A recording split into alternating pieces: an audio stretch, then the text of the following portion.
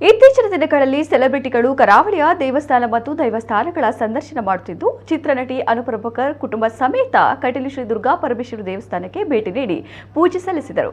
ಪತಿ ರಘು ಮುಖರ್ಜಿ, ಪುತ್ರಿ ನಂದನ ಮತ್ತು ಕುಟುಂಬದ ಸದಸ್ಯರು ಜೊತೆಗಿದ್ದರು. ದೇವರದ ಅರ್ಚಕ ಅನಂತ ಪದ್ಮನಾಭ ಅಸ್ರಣ್ಣ ಅವರು ದೇವರ ಶೇಷ ವಸ್ತ್ರ ಪ್ರಸಾದ ನೀಡಿ ಹರಿಸಿದರು. ಈ ಸಂದರ್ಭ ಶ್ರೀಕರ ಅಸ್ರಣ್ಣ ಅವರು ಉಪಸ್ಥಿತರಿದ್ದರು.